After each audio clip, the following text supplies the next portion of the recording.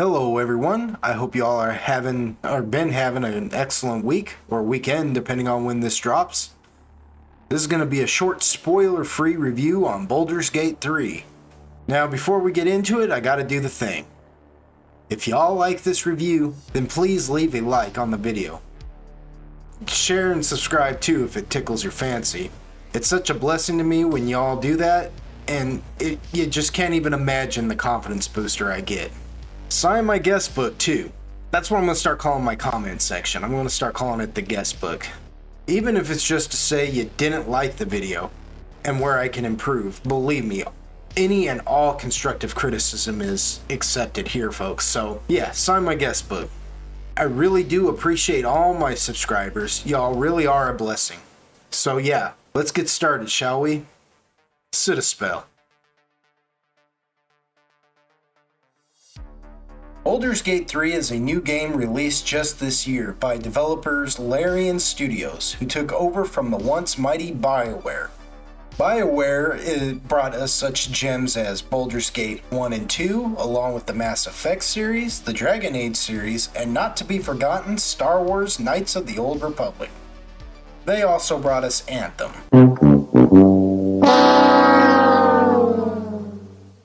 which was... well, we know that song and dance by now. The first Baldur's Gate came out in 1998, which, to put that into perspective, my brother Android and I have been playing this since we got it. By the way, shout out to my boy Android for getting this game for me. He'll never know how much that means to me, the way he's just been kind to me in these trying times in my life, and he's just done so much for me, and he'll just never know, and I don't think there's ever a way I can really pay it back. And I'm not just talking about this game, but I just mean in general. He's just done a lot for me, and he's just really grown up to be a great guy. I love you. I said I love you. But let's be gregarious and get back on track. Well, I don't like to harp on a subject. I don't care. It comes with me, never have. That's why they call me gregarious. Because of the online co-op feature, which we'll get into in a bit, we've been playing co-op together along with our other friends. And in '98, Android wasn't even born yet. Heck, I was only 15, and I'm married now with a family, so yeah, I'm pretty old, y'all. This was a sequel that honestly I didn't expect. Didn't realize was even being talked about in 2020, because I might have had other issues going on along with the rest of the world at that time. But more importantly, I didn't even know I needed this sequel. It plays pretty much like its previous renditions for the most part. It's point and click. The movement is guided by aiming the cursor on a patch of ground and left-clicking the mouse. Because it's still fairly fresh with a new developer, it still acts a little wonky at times. I even had one of the characters completely vanish from a cutscene once, and when I say vanish, I mean during the whole cutscene it looked like, well, words can't really describe it. It just looked like I was talking to thin air and thin air was talking to me. It was hilarious. Not to ruin the story or anything, but it's this bard and he's like reciting this big old poem or something, and I'm watching him from the crowd, and it just looks like we're staring into nothing as he recites this grand old opry of a poem. And yeah, I'm just like staring at him all enraptured, and I'm like, what is it that I'm looking at? Is it this burning steak in the middle of the fire or what? Anyway though, with that aside, it still feels like Baldur's Gate with some new and fresh ideas for the series added. In the original two Baldur's Gates, an internal dice rolling system had been worked out based on your character's stats. This allowed for some unique dialogue options as long as your character met the requirements, and it affected how you traverse the world and what you could and wouldn't be able to do. Like what you would and wouldn't fail at certain times and objectives. Most of it was passive, and the player never even realized the game's dice rolls unless they were being, particularly observant. You have had to have played this game several times and then started to notice and pick up on these little things because there was no indicator to even let you know the dice had rolled. This kept in line with the Dungeons & Dragons aesthetic, which, if you don't know what Dungeons & Dragons is, it's a tabletop RPG where friends come together to tell fantastic stories and problem solve as a group. And I love it. I love... Keeping in line with D&D's aesthetic, though, which Baldur's Gate's whole world comes from, Larian has put the dice rolling mechanic in front and center of everything, which makes the game feel like a real D&D campaign module that you can play online with friends. Now dialogue options aren't... dialogue options... Now dialogue options, I'm still doing it, aren't just limited to your character stats, but are offered even if you don't excel, or just plain suck. Like I have been actually here lately at this game. The dice just hate me, but I digress. They offer these options though as a success or failure, and it is determined by what they claim to be a random electronic dice. Depending on your class and stats, the player may or may not get bonuses to these stats. Also now, a passive roll is made during the game, and they are made just as apparent as well, letting the player know if they failed to perceive something, for instance. So if you're walking around the world and everything, you may walk past something and it says past perception, past or insight, survival check or just something, and you'll notice a mound of dirt on the ground that you can dig up and find treasure. And let's play a little game here. Let's see how many more times I can say in this one freaking video, because apparently I don't know how to be descriptive enough. I'm only It really has rejuvenated the old system though, and added a fresh coat of paint.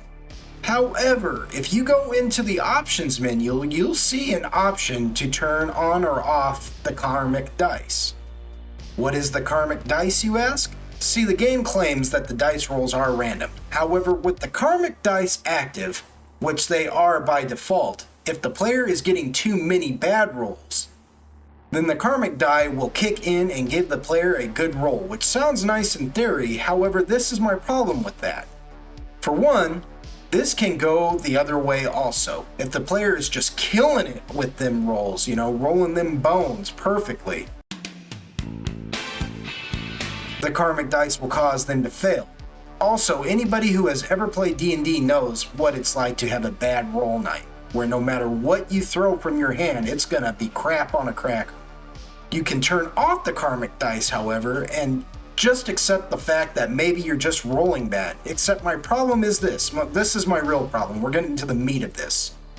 I did this the other night, and I couldn't even pass challenges where I needed to roll a 5 or better. At least when you're playing physical D&D and rolling badly, it's coming from your own hand, You only got yourself to blame, not some computer system. Nothing is controlling them dice except you and Lady Luck. Luck be a lady tonight. In that aspect. When it's digital, it doesn't feel that way though. Now, I'm not the type to, get all up in my own feelings. I believe logic and truth matter more than feelings. But it seems to me that because computers run on systems and algorithms, there's a strong chance that what the player can find themselves stuck in is an algorithm of bad rolls. Now, I just might be acting like a crybaby, which I am, but when you fail 2 challenge rolls of rating 5, and you get a 1 on the first one, which by D&D rules is an automatic fail, then a 2 on the next one, and they are back to back? I don't know. Do you know? I think you do. See, I think it stems from the karmic dice system. The game is set to allow you only so much success before failure, or vice versa. But if you shut it off, then it's going commando, which scrambles its function a little. Point being, I'd get rid of the karmic system. I would just put a randomizer in there instead of having a random system based upon the idea of the game becoming too easy. That just doesn't make any sense to me, and I think that the karmic die, once you turn them off, it throws the system off completely, and it doesn't really know how to really randomize it. It's like a system that's supposed to be setting a balance here, a balance to the force. But come on, man, Larian, after Anthem with BioWare Studios, you were supposed to stop the dark side, not join it. Now, I know that sounds like a lot of complaining, which it really is. But the dice system is new, and it is fresh, and it does do a lot of cool stuff. And honestly, if you have the right kind of stats, you'll get bonuses and stuff to help you get past lower rolls. It's just if you don't have those stats and you're stuck in, like I said, I believe an algorithm of failure, then you're going to have a pretty tough day of it, especially if you're playing single player mode. Still, I really do think it's an inventive system they've got going on there, so I can't complain too much. And all in all, I'd give that dice system an A-. Baldur's Gate 1 and 2's combat was real-time strategy, where the player could press the spacebar to pause the game. You'd pause the game, look at the scenario, give each of your troops their objective, then unpause and wait to see what happens next. It's basically that and rinse and repeat. Now it's become more turn-based, which is much more like the tabletop counterpart, but with a twist. Much like the tabletop game where everybody rolls an initiative to see where they'll take their turn in combat, the game rolls for the players to see when they'll go in, who goes first and so on and so forth. Where the twist comes in is if 2 or more of the players get to go back to back of one another, then the game allows all of them to go at once instead of forcing them to go one after the other. Now, I know that sounds confusing, but just think Final Fantasy 15 but multiplayer, so you're only in charge of yourself instead of the entire group. Hashtag bring back Final Fantasy turn-based combat, please. It does keep the combat moving at a decent pace, and the only problem I see with it is communication. For instance, modern multiplayer games like Call of Duty require communication to achieve success. But for the most part, it's divide and conquer. Meaning players group together, then they split off to achieve objectives. Because of that mindset, getting players to work together in a turn-based setting where their movement is limited and what actions they can do each turn is limited can be odd to wrap your head around at first. So basically, if 2 or more players get to go at once, then it's best before moving to strategize with each other. Like, I'll do this, you attack that guy, I'll move around here, blah, blah, blah. That way, both of you aren't trying to achieve the same thing. It's easy to do this because the enemy will not attack since it is still turn-based. And if it's on your turn, you and your friend's turn, the enemy just doesn't go at all. So stopping to discuss what each player should do provides no risk at all. So that's a pretty neat little feature they have in there. At no point in time will will the party and an enemy go at the same time. So there isn't a whole lot of chaos, but you and your friend can still go at the same time if your turns are back to back. Basically is how that works. It is really a nice little function to have both the players go at the same time if their initiatives are close enough to each other. It does keep the combat moving at a brisk pace. It doesn't make things lag. Nobody loses interest as far as the combat goes. It's just like I said before, if you aren't really discussing what to do, you may be readying an attack on an enemy and then your friend comes over and kills that enemy and you've wasted your movement. It's always best to talk it over with the friend first. Make sure you both aren't going to go after the same objective, or if you are, say like you're going up against a particularly meaty enemy who can take a lot of damage, making sure that your friend has got your back. Case in point, I was having a little bit of trouble with an enemy one time, and Kassid was right there, Kassid69, one of them old school gamers. And I was, attacking him, and she could have taken her attack on him, and she just walked off. Has that ever happened to you? She wasn't paying attention. Now, that's on me. As funny as that sounds, that's on me, because I should have asked for the help, and I didn't even think to do it. So, yeah. Good communication, and that is really that's the cornerstone behind D&D anyways, folks, and Baldur's Gate 3 is no different. Communicate with your party. Make sure you all have your objectives in line. Strategize it out, because the enemy will not move until it is their turn. Of course, because this is a new gen game, there's been an upgrade to the graphics. Baldur's Gate 3 is now fully voice acted along with cutscenes, which the originals had a degree of voice acting, but they were more like snippets, which in 98 was good. That was a pretty decent thing in 98. Also, we had cutscenes, but they were more of a luxury back then, while today they are more the norm, so people don't often notice them. And like I said before, while they're still a little wonky, I like them for the most part. I think that they've got good graphics and plenty of detail, and it's an engaging time. And while I'm on this topic of graphics, I'm gonna use this moment to say that this isn't a game for kids. Too hot for TV for At least I don't think it's a game for kids. And because I don't want to get flagged, I'm not gonna tell you in full detail. I'm just going to explain it like this. In the character creation, which comes with a healthy amount of options, it's not Elder Scrolls level, but it's good. Each race has its own unique features. But why I say this isn't really made for young children is you can customize the lower anatomy in detail, and if you don't know what I'm talking about, then I'm sorry, but if you know, you know. Think Cyberpunk 2077, and there you have it. And if you've never played that, then, you know, whatever. I can't help you because I ain't getting any deeper than that. But basically all I'm saying is if you buy this game for your kid or are playing it around children, just be aware of the fact.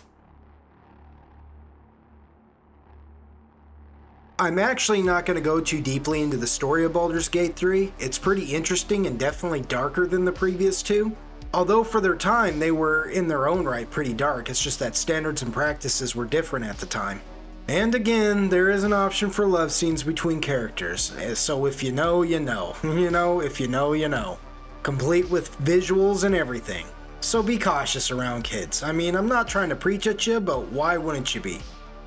Why wouldn't you? Now, whether or not these love scenes can take place between players online, like your friends and everything, like you have two online players trying to have this love scene, I haven't the foggiest idea, and personally, I don't care to, so do your own homework on that one, because I'm not gonna. I'm just not. I won't do. But I do know that this can take place in single-player mode. You can engage in activity, and it's not a constant thing, like it's not gonna happen during every long rest, it only happens after major events.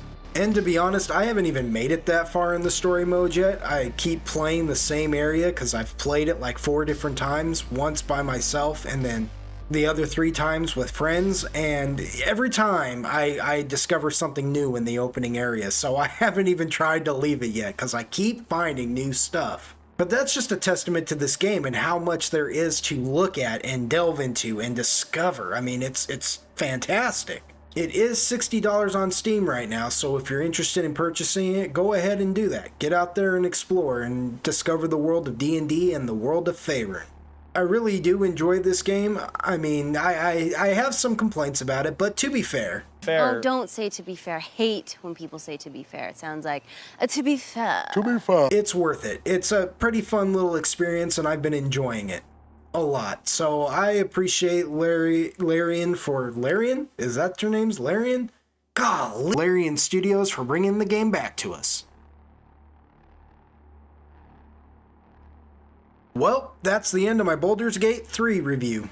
I want to say thanks again to my brother Android for hooking me up with this game. You're amazing, bud.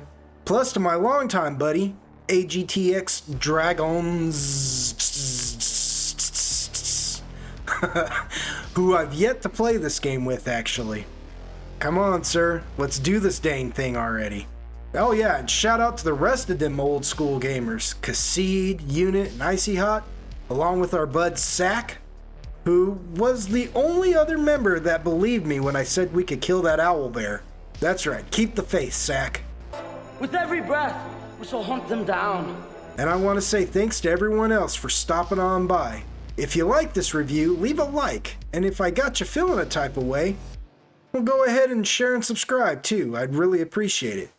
And while you're here, sign my guest book below. That's my comment section. Y'all are a serious blessing to me, and y'all don't even know. I love y'all. Y'all come back now. Stay golden.